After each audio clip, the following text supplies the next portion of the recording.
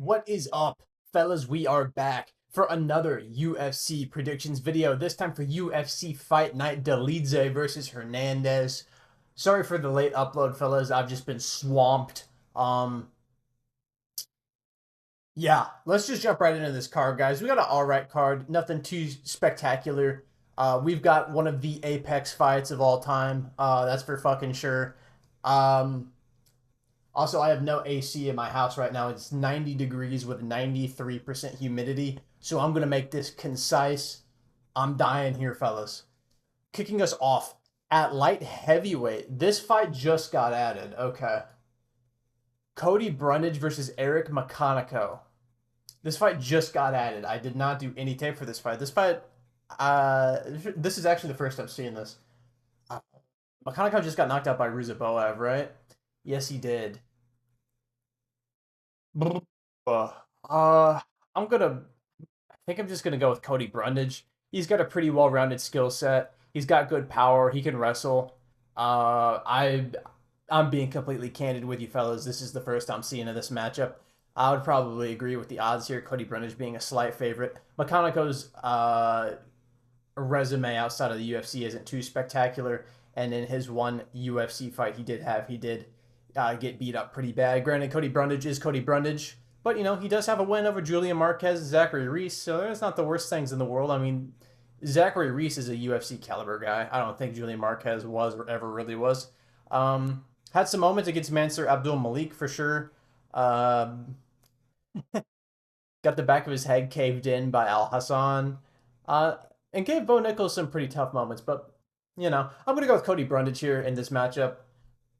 Take that with a grain of salt, though. I haven't seen this matchup really. Moving up to women's flyweight, Gabriela Fernandez taking on Julia Stoliarenko. Guys, I'm going with Gabriela Fernandez here. I expect her to be a pretty big favorite. Yeah, she's a big one. Gabriela Fernandez is pretty fucking good, dude. Um, beat Wayne Kong, beat Carly Judice, lost to Jasmine Zudavicius. That was a long time ago, though. I think she's gotten better since then. Lost to Blood is not the best in the world, but it's not bad. Like, I think Gabriela Fernandez is pretty decent. All right wins at LFA. Julia Stoliarenko is pretty much just a armbar merchant. And that's about it. Anybody decent she has lost to. I mean, we're getting TKO by fucking Chelsea Chandler, for Christ's sakes. Gabriela Fernandez is decent. She's very big. She's very physical. And she's powerful, too. I mean, she fucking rocked Wayne Kong with a head kick and strangled her. She's competed better against better ladies, in my opinion. I think Wayne Kong's probably a better opponent than anyone she's fought. I think Jasmine Zudavicius is probably a better opponent than most of the ladies Julia Stoliarenko's fought. I got to go with Gabriela Fernandez here. I agree with her being a big favorite. I think she can get this fight done by TKO, honestly. Julia Stoliarenko, I've just never really been particularly impressed. A lot of people are picking Fernandez decision. I could see her winning inside the distance. So if you're a better, maybe. I don't know. Don't take my betting advice. You'll lose all your fucking money. But I am going with Gabriela Fernandez. I think she wins probably inside the distance. I think Julia Stoliarenko is pretty fragile. I think she can get. I think she can get finished for sure. Moving up to welterweight, Uros Medic taking on Gilbert Urbina. Another big favorite. This is a very chalky card based on what I've seen from a couple of these lines, huh? I'm going with Uros Medic. Gilbert Urbina is he's too fragile. His chin's pretty bad. He's a little bit soft bodied as well. He just doesn't take a shot particularly well. He's a big guy. Um, but outside of that, I just think he's gonna be outdone bad on the feet. Granted, Uros Medic is coming off of a big TKO loss to Punahele Soriano. Granted, he's given himself some time off, good 6 months.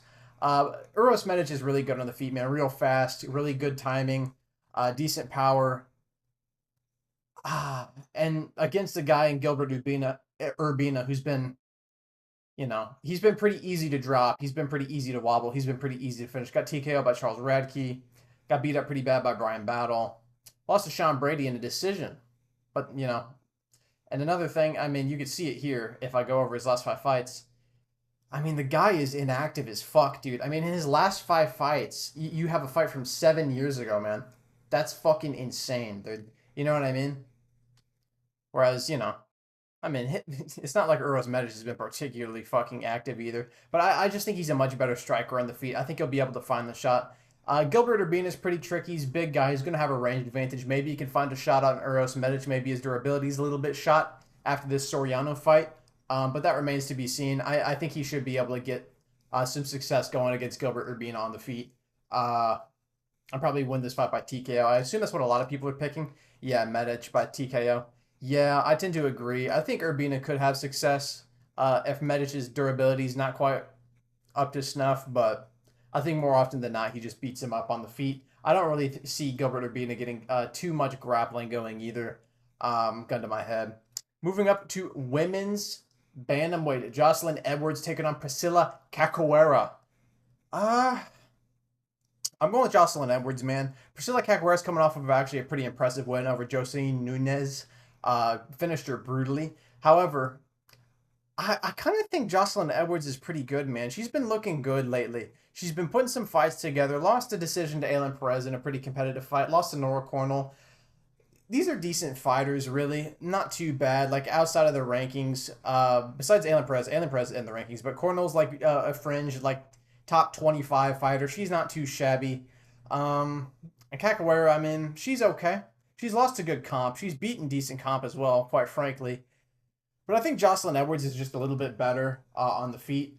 Obviously, Cachoeira is kind of, throws caution to the wind, crashes in, throws big shots, is exposed a lot of the time, can get exposed in the grappling, can get caught on the feet as well with some subpar striking defense. But she can overwhelm people, and she does have power. You saw it against Nunez here. But Jocelyn Edwards, I mean, I think her skill set's been getting better. She's the bigger lady. She's going to be rocking a big reach advantage, which I think benefits her. And she's kind of been putting the grappling together as of late. And that's kind of something I feel like Cachoeira can get exposed with, is the grappling a little bit. I think Jocelyn Edwards here can mix it up pretty well. I could honestly see her winning inside the distance against Cachoeira, honestly. I don't think anybody would be picking that either. No, nobody is. Picking a unranked women's MMA finish. Do I dare have the gall? I will. I'll say Jocelyn Edwards gets this fight done inside the distance. I think she can have success on the feet. I also think she can have success with the takedowns. And maybe land some ground and pound. Maybe even go for a submission on Cachoeira. We'll see, though. I think she should win this fight, though. For sure. Cachoeira is dangerous, so I don't want to completely undersell her. Moving up to men's bantamweight. Elijah Smith taking on Toshiomi Kazama. Guys, I'm going with Elijah Smith here, another giant favorite. I mean, he's just decent, you know what I mean? He beat fucking Vince Morales, dude. And Vince Morales is a tough guy. He's a tough guy for like a young up-and-coming guy with not a lot of experience. Vince Morales can expose a lot of guys in their UFC debut, and he almost did, to be fair. He had Elijah Smith in a lot of bad positions, but Elijah Smith toughed it out, got the decision. Toshiomi Kazama beat Grigoriou, decent. This fight was, if I remember correctly, this fight was kind of nuts. Maybe I'm misremembering. Maybe I'm thinking of something different. I might be thinking of something different. But he's just not very durable, man. And Elijah Smith, he survived some horrific positions against Vince Morales, and I think Vince Morales is better in the grappling than a Toshiomi Kazama. I think he's probably better on the feet than a Toshiomi Kazama, and I'll tell you for sure he's way more durable than a Toshiomi Kazama. I see Elijah Smith winning this fight probably by TKO. I just don't think Kazama can really take a great shot, to be honest. Yeah, a lot of people picking Smith by TKO. I would tend to agree here. I think this is his fight to win for sure. I mean, compared to his debut, this is an absolute fucking layup. So yeah, I'm going with Elijah Smith by TKO here. I don't really need to break this one down too much.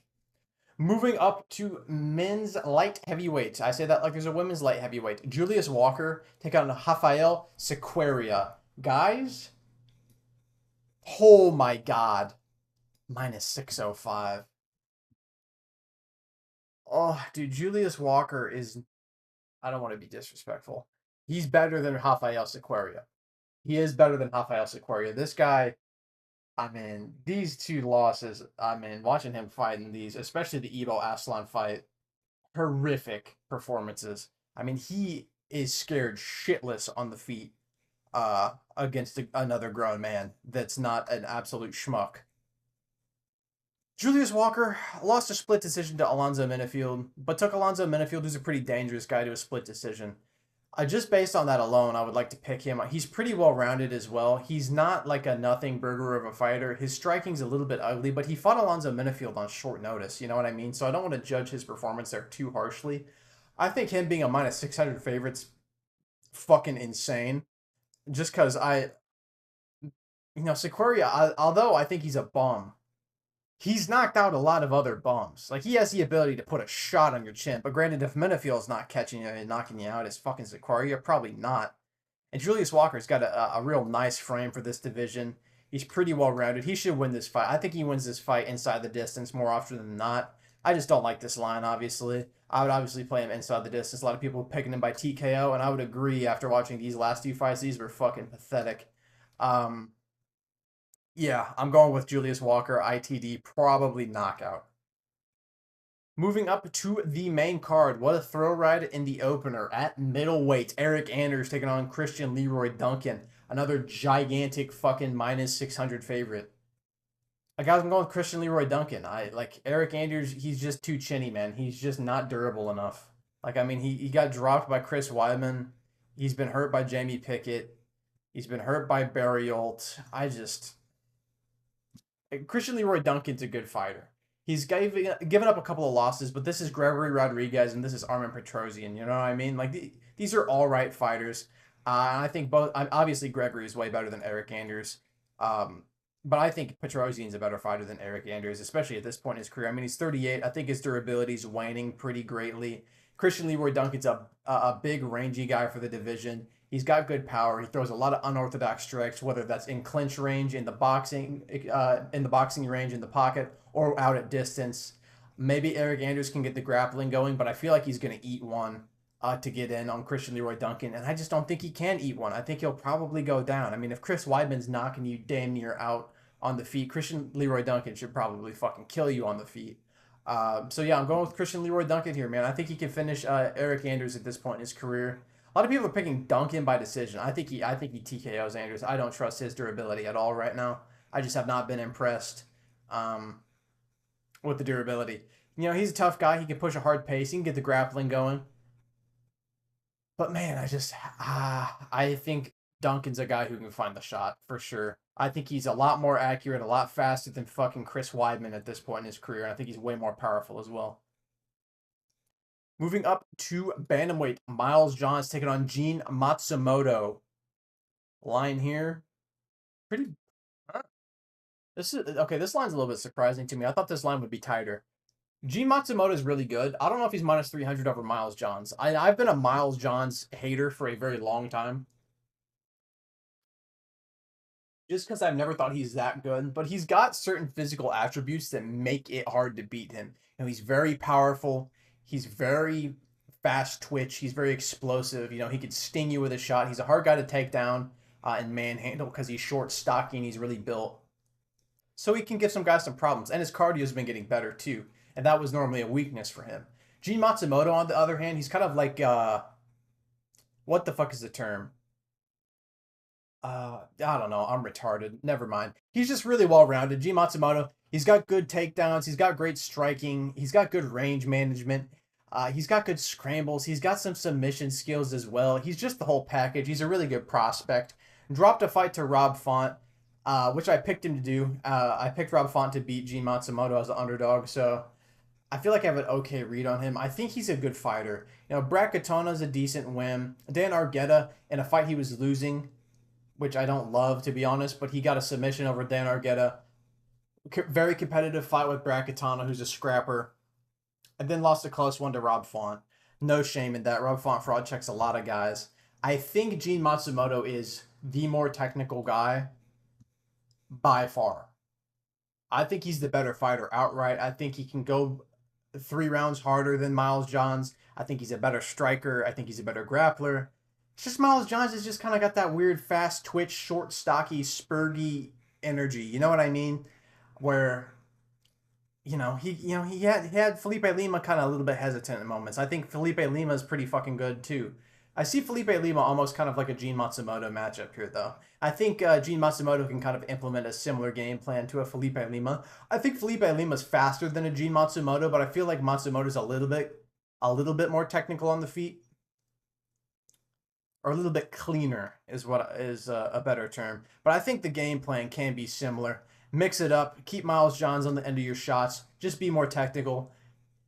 Mark him up. Don't get hit with a big shot. I think Gene Matsumoto can do that for 3 rounds. I think he can win a pretty clean decision here. Probably, maybe 29-28 seems to be what people are thinking as well. Maybe there's a moment where Miles Johns maybe lands a big shot. You're like, oh my God, he might get Matsumoto. But Matsumoto's been in some scraps. He seems like a pretty tough guy to finish, honestly. So I still believe in the kid. I'm gonna go with Gene Matsumoto here by decision. I do think the line's a little bit wide though. Moving up to featherweight, Andre Fili taking on Christian Rodriguez. I'm excited to see this line because I got some opinions. Yeah, that's what I fucking thought. Guys, hear me out. This fight I've been thinking about. This one and also the main event I've been mulling over in my head for a while.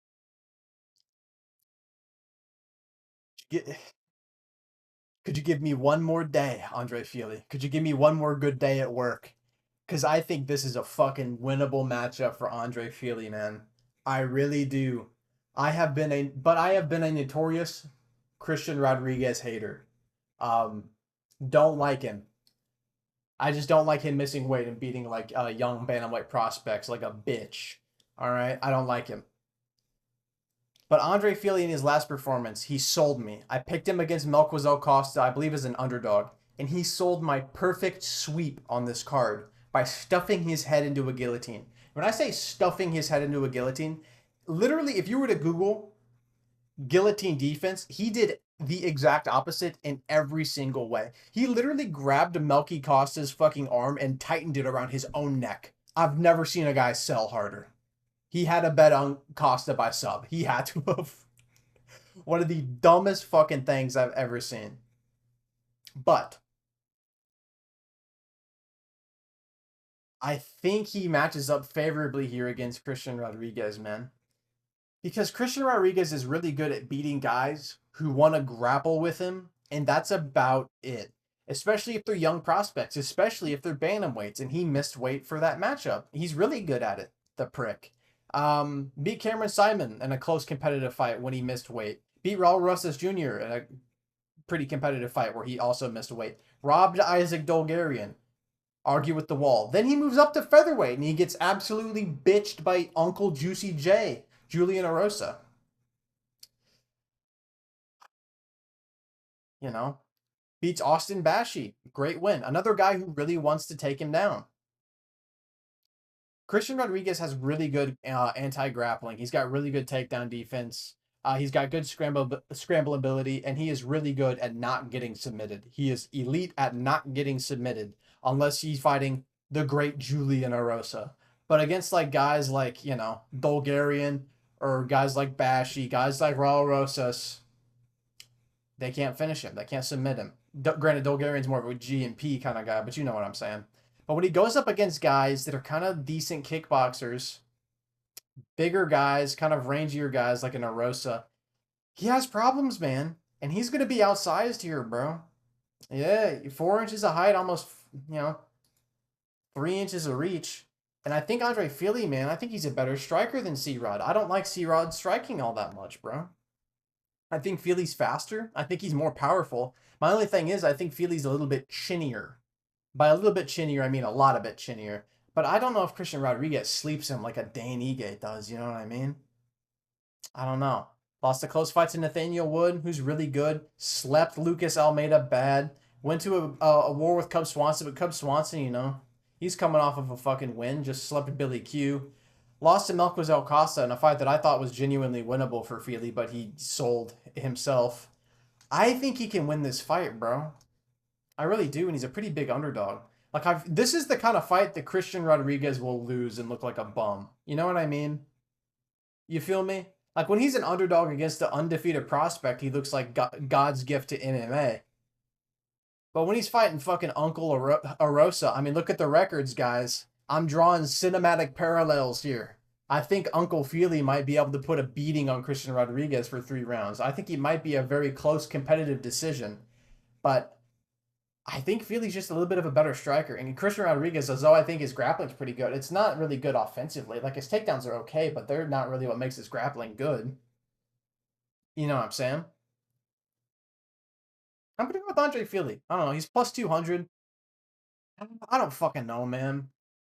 I just think he can win this fight. I don't know. When I think about this fight in my head, this is the kind of fight I would pick C-Rod on, and he would lose in a really dumb, embarrassing way. You know what I mean? A lot of people picking Rodriguez. I expect it though. I'm going with Andre Feely. I think he wins the decision. Moving up to women's strawweight, Yasmin Lucindo taking on Angela Hill. Guys, I'm going with Yasmin Lucindo here. I still think she's pretty good. And granted, Angela Hill's still pretty good. She's coming off of a good win against Ketlin Souza, to be honest. Win that's aging quite well. But I think Yasmin Lucindo still is, borderline top 10. Like, I think she is quite good. Her striking is pretty solid. Her grappling's solid. She's very well rounded. She's been in there against, some decent comp now, especially with Lemos. Beat Marina Rodriguez.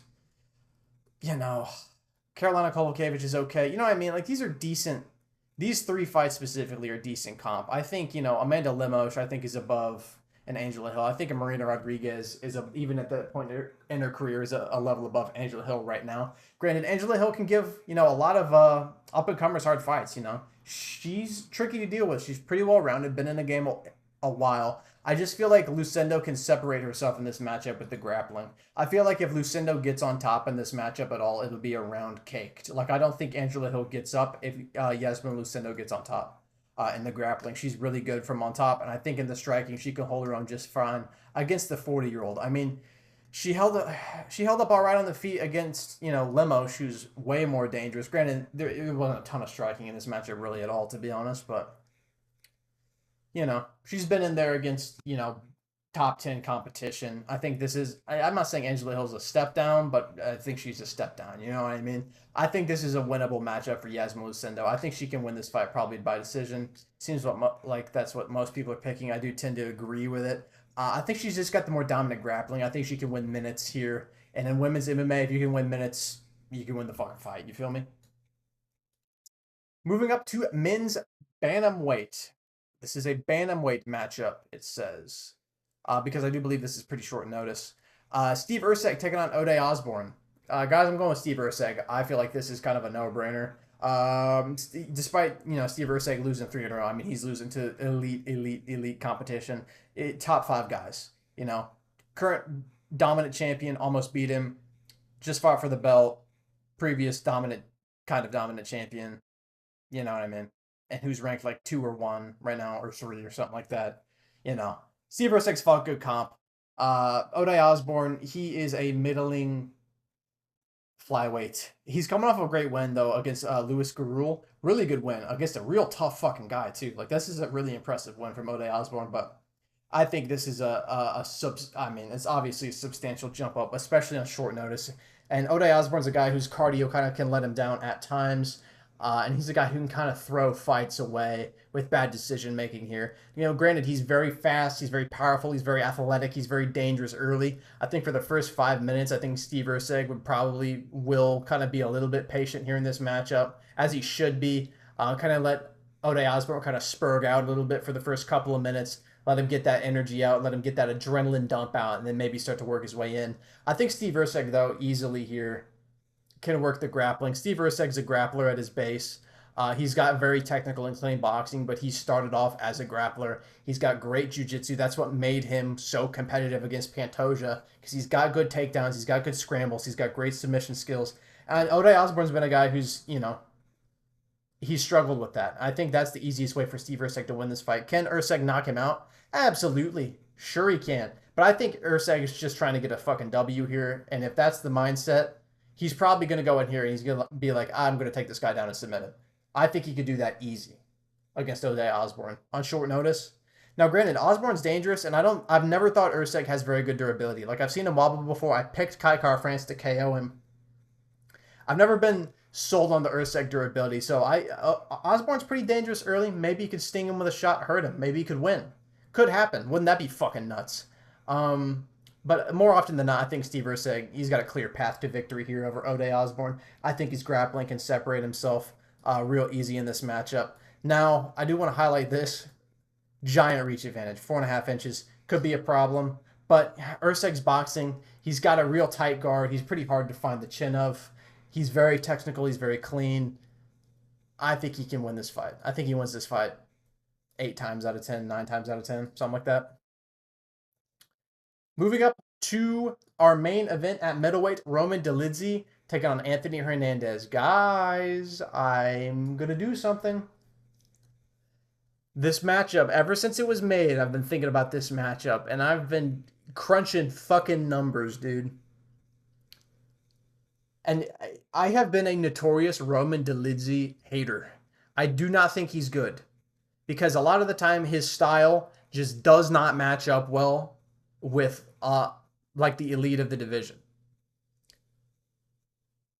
This is a fight where I actually think his style matches up pretty fucking well against an Anthony Hernandez. I've always said Dolidze, his striking is bad. It's very stiff. It's very awkward, but he's got power and he can land a shot and hurt you. Anthony Hernandez is a guy who gets hurt in like every single fight. He's not very durable, especially to the body. He's very soft bodied. He's a guy who gets in trouble. Like he's going to get into a scrap. He's going to get in exchanges. And I think that favors Dolidze because he's not fighting like a Nasruddin Imavov, a real technical striker. He's not fighting a guy like that. He's fighting a guy who's going to get in his face and try and land some shots. And I think he's got a durability advantage, Dolidze. I think he's got a power advantage for sure. I could see him having success on the feet, but the more interesting thing in this matchup, I think, is going to be the grappling. You know, everybody knows Anthony Hernandez is a guy who wants to break you with the pressure, make you make a mistake, and he'll submit you. That's his whole game plan. He puts that pace on you, he puts that cardio on you, and he beats guys bad. Roman Dolidze's cardio is not great. I think it's fine. He's been 5 rounds a couple of times. I don't think it's bad. It's leagues better than a guy like Michel Pereira, for sure. Thing is, in the grappling, I could talk about this for a little while. Dolidze, once again, I can't remember who we were talking about. I think it was Erceg. I said at his base, he is a grappler. Dolidze's the same way. He is a grappler at his base. He's got some nasty jiu-jitsu. He does. He's good in the grappling. He's got really good sweeps, really good scrambles. And I think him being the stronger guy early will favor him in certain positions. You know, he swept Jack Hermanson and got him into a really bad position with like what the fuck was it? It was almost like some weird calf slicer thing, and he was like finishing with TK out a ground and pound or something. That was a while ago. Dolidze's been pretty active, to be honest. It was a really weird win, but it was pretty impressive the way he swept Hermanson. And Hermanson's a guy who's a good grappler too. Like he's not bad, and I think he's a stronger guy than Hernandez. So hitting that sweep on him, I think Dolidze could do it early to a guy like Hernandez. The reason I always shit on Dolidze is because like he's a guy with good grappling, but he can't get the grappling going unless it's like Kevin Holland. You know what I mean? He can't really get the takedown going on certain guys like an Imavov or of a Vittori, really. You know what I mean? So I've always been like, oh, his grappling sucks because he can't get it. He can't get it rolling because he can't really get the takedown. But Anthony Hernandez is going to be shooting on him. And Anthony Hernandez is a guy he'll stick his head into chokes. He'll give up his back. He'll lose position sometimes. He'll get swept. So I could honestly see Dolidze having some good success. I see this being a very volatile fight, to be honest. Like if you were to be like, for $1 million, who probably wins? I'd say probably Anthony Hernandez is a safer bet over 5 rounds.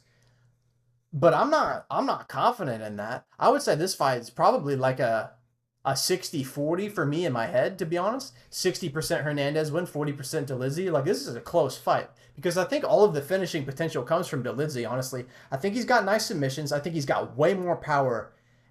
And I don't trust the Hernandez durability. I mean, he's one of the only UFC middleweights that are, decent, that didn't pass the Kevin Holland test. You know what I mean? Like, this guy with this grappling style could beat Kevin Holland? I don't know. Don't love that. And when we look at his matchups, I mean, Brendan Allen's a good fighter. He's beaten Brendan Allen before. I don't think Brendan Allen's as good with sweeps as a Dolidze. And I don't think he's as powerful as a Dolidze. I don't think he's as strong either.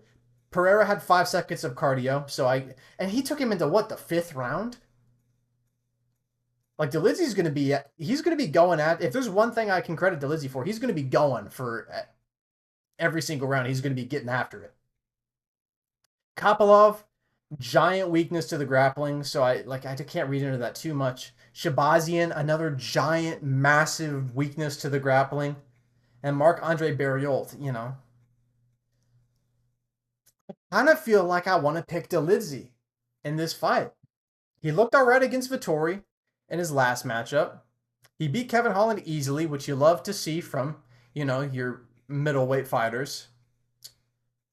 Beat Anthony Smith on short notice up a weight class, which at the time I didn't even think he'd do, to be honest. Lost to Imavov. Imavov's a fucking beast who's probably going to be fighting for the belt soon. I think he probably beats a Kyle Berhalio. Lost to Vettori in a 3-rounder, but this fight was really close. He beat Jack Hermanson. I think I'm going to go with Roman Dolidze here. I just think I like the way his style matches up against Hernandez. I think this fight's going to be very volatile. And in that, I think Dolidze's a guy who benefits from the volatility, throwing the big power strikes, going for scrambles, hitting a sweep, hitting a switch. And Anthony Hernandez is a guy who gets himself in trouble a lot. He might get touched to the body. He might get his back taken. And I trust Dolidze to really find the finish in a situation like that. I'm going to take, like I said, I think this is a 60-40 fight. I think Hernandez wins more often than not, like 60% of the time, obviously. But I'm picking Roman Dolidze because I think plus 260 is value. So I'm going to pick him. I'm going to be bold. And if I'm right, I'm going to look really smart. I'm going to look like the sharpest tool in the shed. So I'm going to go with the big underdog, almost plus 300 Roman Dolidze. I actually think this is a winnable matchup for him. I think this style matches up pretty nice. But yeah, that's it for this one, fellas. Thank you guys so much for watching. If you're new, subscribe. We got a big pay-per-view coming up next weekend, so stay tuned for that. Going to do a more in-depth breakdown for that for sure. And I'll catch you guys next time. See ya.